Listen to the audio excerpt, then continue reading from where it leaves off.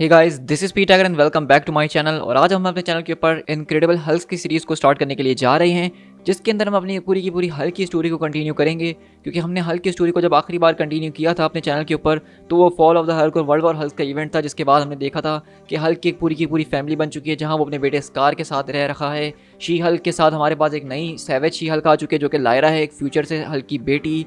इसके अलावा कॉर्ग और बाकी के जो बचे कुचे वारबाउंड थे वो भी हल्क के साथ मौजूद, और उसका दोस्त रिक जोन्स जो कि अब ए बॉम्ब बन चुका है। और इसके अलावा बेटी जो है यानी ब्रूस बैनर की वाइफ, अब वो शी हल्क बन चुकी है। तो यही सारी की सारी चीज़ों को अब हम कंटिन्यू करेंगे और अब हम देखेंगे कि अब हल्क की स्टोरी आगे किस तरीके से बढ़ती है। सो गाइस, अगर आप जानना चाहते हैं इस पूरी की पूरी स्टोरी से पहले हल्क के साथ कौन कौन से बड़े इवेंट्स हुए हैं, तो उसमें हमारे पास बेसिकली प्लैनेट हल्क का इवेंट था, वर्ल्ड वॉर हल्क का इवेंट था। इसके अलावा fall of Hulk, world war Hulk, ये पूरे के पूरे बहुत ही बड़े और ज़बरदस्त तरीके के क्रॉसओवर इवेंट्स थे, जो कि सिर्फ हल्क के नहीं बल्कि पूरे के पूरे मार्वल यूनिवर्स के साथ थे। तो उन सबका लिंक मैं नीचे डिस्क्रिप्शन में डाल दूंगा, ताकि जो लोग हमें यहाँ से ज्वाइन कर रहे हैं वो हल्क की स्टोरी को पहले सब कुछ जान लें और उसके बाद इस वीडियो को कंटिन्यू करें। तो आज का जो हमारा स्टोरी आर्क होने वाला है, ये डार्क सन के नाम से है, जिसके अंदर हम हल्क के दूसरे बेटे हीरो काला के ऊपर फोकस करेंगे। अब हीरो काला की स्टोरी को मैंने इससे पहले चैनल पे शेयर नहीं करा, जबकि उसकी भी एक लिमिटेड सीरीज थी, लेकिन वो इतनी ज़्यादा मुझे मज़ेदार नहीं लगी। और मैं आपको उसकी सारी की सारी चीज़ें जैसे जैसे हम एपिसोड्स को कवर करते रहेंगे उसी के अंदर आपको एक्सप्लेन करता रहूँगा। तो इस पूरे की पूरे स्टोरी आर्क के अंदर हमारे पास 6 इशूज़ हैं, तो इनको मैं 6 एपिसोड्स के अंदर आप लोगों के साथ शेयर करूँगा। तो चलिए बिना किसी और बात के फ़ौरन से अपने आज की इस वीडियो को स्टार्ट करते हैं।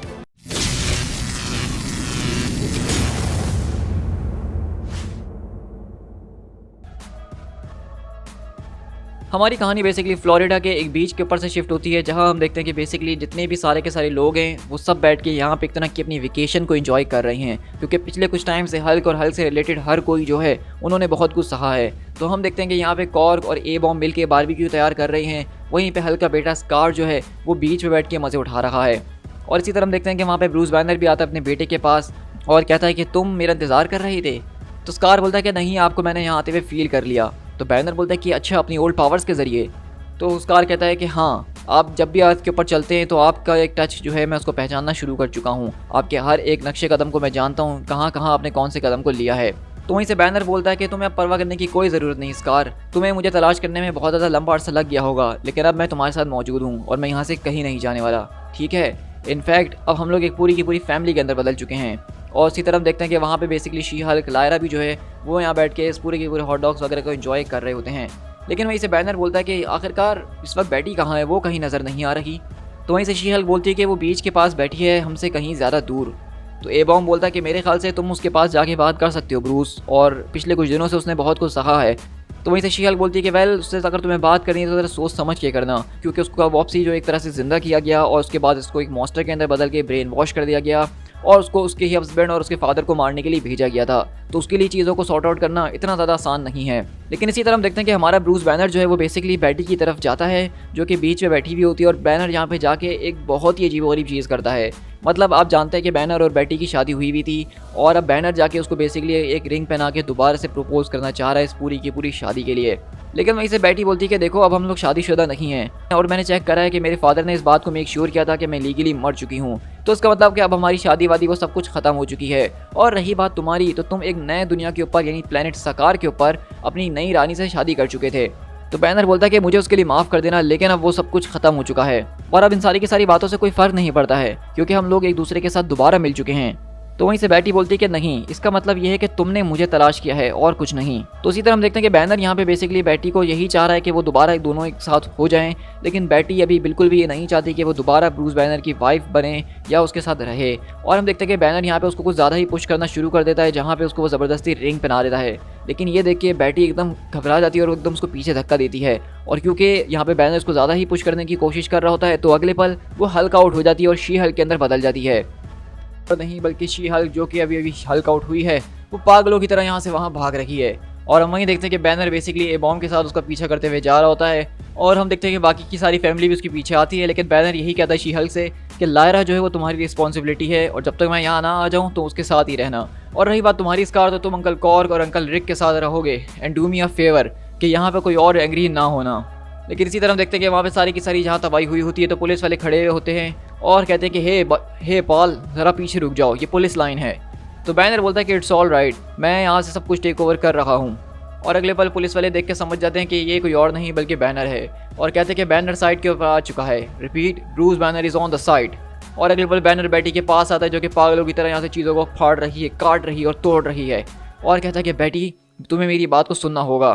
तो वो कहती है कि ब्रैनर, तो कहता है कि कम ऑन, तुम मुझे ब्रूस कह सकती हो। लेकिन अगले पल हम देखते हैं कि वहीं पे बैटी उसके ऊपर पूरी की पूरी गाड़ी उठा के फेंकती है। और आप सोच रहे होंगे कि आखिरकार बैनर एक नॉर्मल सा इंसान, उसको इस सारी की सारी तबाही से कुछ हो क्यों नहीं रहा। तो दरअसल बैनर ने एक अपनी बैनर टैग की एनर्जी शील्ड बनाई हुई है जो कि बहुत ही ज़्यादा स्ट्रॉन्ग है और उसका हम इस्तेमाल पहले भी इसके पिछले स्टोरी आर्क्स में देख चुके हैं। और बैनर बोलता है कि बैटी, इन सारी की सारी चीज़ों को इस तरह से होना ज़रूरी नहीं, हम इसके बारे में बात कर सकते हैं।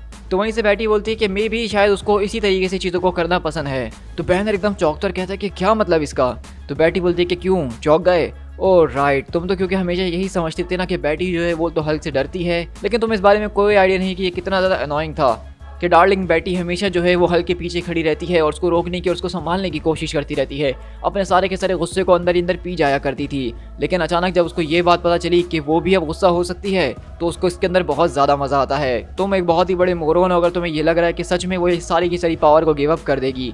तो बैनर बोलता है कि बैटी मेरी बात पर विश्वास करो, मुझसे ज़्यादा इन सारी की सारी चीज़ों के बारे में कोई नहीं जानता है और मैं बस यही कहूँगा कि ये पावर शुरू में बहुत अच्छी लगती है लेकिन ये उसके बाद किसी कर्ज से कम नहीं। और अगले पल हम देखते हैं कि यहाँ पे बैटी बैनर को उठा के यहाँ से वहाँ फेंक रही होती है और उसके हर एक अटैक के बाद बैनर की जो शील्ड है वो कमज़ोर पे कमज़ोर हो रही होती है और बैटी वहाँ पे ज़ोरदार बैनर को पंच मारते हुए यही बोलती है, इसका मतलब तो ये है कि तुम बैटी को जानते ही नहीं। और इसी तरह हम देखते हैं कि स्कार और बाकी के लोग सारे के सारे जब गाड़ी में जा रहे होते हैं तो वो देखते हैं कि किस तरीके से बैनर की यहाँ शामत आ रही है। तो स्कार वहाँ पे पूरे के पूरे ट्रक से उतरता है ताकि जाके शी हल्क को रोक सके। लेकिन इससे पहले हम देखें कि स्कार जाके वहाँ पे बैटी के ऊपर अटैक कर सके उसको रोकने के लिए, वहीं पे पूरी की पूरी ज़मीन हिलना शुरू होती है क्योंकि हम देखते हैं कि ब्रूस बैनर वो हल्क आउट होके अब हल्क बन चुका है और सीधा बैटी के साथ मुकाबला करने के लिए आ रहा होता है। तो बैटी बोलती कि ये हुई ना बात, अब इसके अंदर तो ज़्यादा मज़ा आएगा। और इस तरह हम देखते हैं कि वहाँ से बैटी दोबारा आगे की तरफ बढ़ जाती है और हल्क गुस्से से स्कार की तरफ देखता है। तो स्कार बोलता है कि आई एम सॉरी, मुझे लगा कि मुझे आपकी मदद करनी चाहिए। तो हल्क मुस्कुराता और कहता है इसके अलावा तुमसे और एक्सपेक्ट भी क्या कर सकते हैं क्योंकि अब हम सभी हल्क्स बन चुके हैं और मैं जानता था कि कुछ ना कुछ तो ज़रूर टूटेगा। और अगले ही पल हम देखते हैं कि बेसिकली बैनर के हाथ में वो जो अंगूठी होती है अब वो टूट चुकी है। लेकिन इसी तरह हमारी कहानी यहाँ से किसी और तरफ नहीं बल्कि स्टोरी के दूसरे पहलू के ऊपर शिफ्ट होगी जो कि बहुत ज़्यादा इंपॉर्टेंट है और वो हीरो काला का है। अब जिनको हीरो काला के बारे में नहीं पता मैं उनको शॉर्ट करके इसकी पूरी पूरी हिस्ट्री बता देता हूँ कि हीरो काला बेसिकली स्कार का भाई और ब्रूस बैनर का दूसरा बेटा है जिसको स्टोरी के अंदर एक एज अ साइड कैरेक्टर रखा गया था। लेकिन जब स्कार प्लेनेट सकार को छोड़ के अर्थ के ऊपर आ गया था और वहाँ पे सारे के सारे प्लेनेट को खाने के लिए गैलेक्टस आ चुका था सकार को, तो वहाँ पे हीरो काला जो था उसने गैलेक्टस को हराया था और अपने सारे के सारे लोगों को उस प्लेनेट सकार से बाहर निकाला था क्योंकि उसके पास भी वही ओल्ड पावर की शक्तियाँ मौजूद हैं जो कि उसकी माँ कायरा के पास मौजूद थी और जो सकार भी इस्तेमाल करता है। बस इसके पास सकार जैसी सुपर स्ट्रेंथ नहीं है जो कि हल्क से स्कार को मिली थी। और उसके बाद हमने देखा था कि किस तरीके से यहाँ पे जो हमारे हीरो काला होता है वो अपने सारे के सारे लोगों को ले जाता है एक दूसरे वर्ल्ड के ऊपर और उसको ये बात पता चलती है कि ये सारी की सारी फसाद की जड़ कुछ और नहीं बल्कि ये ओल्ड पावर है। और उसने इस बात की कसम खा ली थी कि वो इस यूनिवर्स के हर एक प्लेनेट के अंदर जहाँ भी ओल्ड पावर पाई जाती है उसका नाम और निशान मिटा देगा। और इस तरह हमने देखा था कि इसने एक पूरे के पूरे प्लेनेट को जो है बेसिकली ओल्ड पावर से भर दिया था ताकि गैलेक्टस उसकी तरफ उसको कंज्यूम करने के लिए आ सके। लेकिन जब गैलेक्टस ने उस पूरे के पूरे प्लेनेट को खाया तो हीरो काला ने उसके अंदर एक पूरा का पूरा पॉइजन छोड़ दिया था पावर की फॉर्म के अंदर और गैलेक्टस वो खा के काफ़ी टाइम तक बीमार भी हो गया था।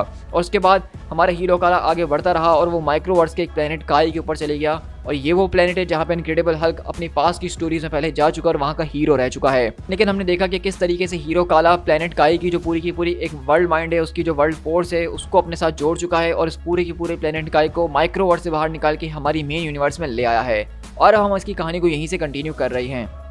तो बेसिकली इसकी कहानी के अंदर मैं यहाँ सब कुछ स्किप करते हुए चलूँगा क्योंकि इतना ज़्यादा इंटरेस्टिंग नहीं, क्योंकि यहाँ पे काई के लोग बेसिकली उसको अपना हीरो मान रहे हैं सिर्फ इस वजह से क्योंकि वो इनक्रेडिबल हल्क का बेटा है और इनक्रेडिबल हल्क प्लेनेट काई के ऊपर आके इनके लोगों को बचा चुका है और यहाँ का हीरो रह चुका है।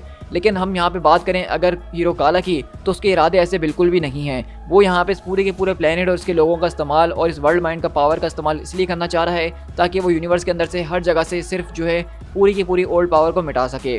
और इसी तरह हम देखते हैं कि जब हीरो काला इस वर्ल्ड माइंड के अंदर जाके उसकी पावर्स को एब्जॉर्ब करने लगता है तो वर्ल्ड माइंड भी उसके पूरे के पूरे दिमाग के अंदर झांकता है। और यहाँ से हमें इन शॉर्ट पूरा का पूरा हीरो काला का ओरिजिन सुनाया जाता है, जहाँ पे हम देखते हैं कि किस तरीके से हीरो काला और सकार दोनों ही कायरा के पेट के अंदर मौजूद थे। तो हमें वर्ल्ड माइंड बताता है कि किस तरीके से कायरा जब वो पूरा का पूरा धमाका हुआ तो वो अपने आप की जान बचा सकती थी अपनी पावर्स को इस्तेमाल करके, लेकिन उसने अपनी सारी की सारी पावर्स को अपनी बैली के ऊपर फोकस करा ताकि उसकी जो वूम है जिसके अंदर ये दोनों बच्चे हैं वो प्रोटेक्टेड रह सकें। और इसी तरह कायरा की बॉडी जल के राख हो गई, लेकिन वो लोग उस पूरे के पूरे वूम के अंदर बच गए। और इतनी ज़्यादा खतरनाक तबाही के बावजूद भी उस पूरी की पूरी ओल्ड पावर ने जो है उन लोगों को जिंदा रखा। जहाँ पे उसका दूसरा भाई स्कार जो था वो काफ़ी ज़्यादा स्ट्रॉन्ग था, तो उसने उसके वूम के अंदर अपने भाई हीरो काला को की जान भी बचाई। और क्योंकि वो ज़्यादा ताकतवर था तो वो एक अलग रास्ते पे चले गया और हीरो काला वो कहीं और भटक गया था। हीरो काला काफ़ी टाइम तक इस पूरे के पूरे बंजर प्लेनेट के ऊपर अकेला चलता रहा और उसको लग रहा था कि वो अकेला है, लेकिन जब उसको कुछ ऐसे लोग मिले जो कि जिंदा थे और चल फिर रहे थे तो उसने उनके साथ रहने का फैसला करा, जो कि एक प्रीस्ट था जिसने इस पूरे की पूरी हीरो काला को बचपन से लेके पाला था। लेकिन इस पूरे के पूरे कबीले का प्रीस्ट जो था और उसके सारे के सारे लोगों को एक बारबेरियन ने जो इनस्लेव कर लिया था और उस वहाँ से पूरी की पूरी स्लेवरी से बाहर निकलने के बाद आज हीरो काला यहाँ तक पहुँचा है। और वहीं से वर्ल्ड माइंड बोलता है कि अब मैं तुम्हें इस बात का चैलेंज देता हूँ हीरो काला कि तुम अपनी वो सारी की सारी चीज़ों को याद करो जो तुम भुलाना चाहते हो। लेकिन वहीं से हीरो काला बोलता है कि तुम अभी भी मेरी बात को नहीं समझ रहे हो कि इससे बदले का कोई लेना देना नहीं है।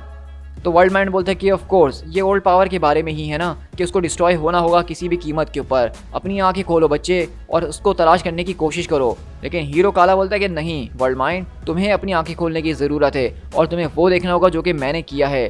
प्लेनेट क्वेसार, एक ऐसा प्लेनेट जिसके अंदर ओल्ड पावर बहुत ज़्यादा भरी थी, मैंने उस पूरे के पूरे प्लेनेट के टुकड़े टुकड़े करके गैलेक्टस को खिला दिए। बिलियंस ऑफ लोग उस प्लेनेट के मैंने कुर्बान कर दिए। लेकिन तुम्हें क्या लगता है कि ये सब मैंने हेट के लिए करा है, वेंजेंस के लिए करा है, या फिर मैंने इसीलिए करा ताकि मैं और ट्रिलियन लोगों को बचा सकूं इस पूरी की पूरी ओल्ड पावर से? तो वर्ल्ड माइंड बोलता है कि मैं कुछ समझ नहीं। तो हीरो काला बोलता है कि साइलेंस वर्ल्ड माइंड, तुम यहाँ पे समझने के लिए नहीं हो बल्कि सिर्फ मुझे अपनी पावर्स देने के लिए हो, मुझे फीड करने के लिए हो। और इसी तरह हम देखते हैं कि अगले पल बेसिकली हीरो काला जो है वो इस पूरे के पूरे वर्ल्ड माइंड की पावर के ऊपर हावी हो जाता है और उसको अपने अंदर एब्जॉर्ब कर लेता है और कहता है क्या तुमने देखा वर्ल्ड माइंड, क्या तुमने देखा? लेकिन अगले पल हम देखते हैं कि वर्ल्ड माइंड बेसिकली अपने यहाँ पे कुछ डिफेंसेस ऑन करता है जो कि ज़बरदस्त तरीके के सेंट्रीज वगैरह होते हैं और से हीरो काला के ऊपर अटैक करता है और कहता है कि हाँ बच्चे, तुमने ठीक कहा कि मैंने देखा, मैंने सब कुछ देखा और अब मैं बहुत देख चुका हूँ। और अगले ही पल हम देखते हैं कि बेसिकली ये जो पूरा का पूरा प्लेनेट काई है, इसका एक तरह का सोल आप कह सकते हैं, इसका पावर सोर्स कह सकते हैं, जो कि वर्ल्ड माइंड है, अब वो हीरो काला के खिलाफ खड़ा हो चुका है। क्योंकि हीरो काला इस पूरी की पूरी पावर को इस्तेमाल करके पूरी की पूरी यूनिवर्स के अंदर से ओल्ड पावर मिटाना चाहता है, हर उस प्लेनेट को ख़त्म कर देना चाहता है जिस तरह उसने प्लेनेट क्वेसार को ख़त्म किया। तो ये सारे के सारे इरादे देखने के बाद प्लेनेट काई ही उसके खिलाफ हो गया है और वो उसको अपने अंदर धंस रहा है ताकि उसको कैद किया जा सके। To be continued.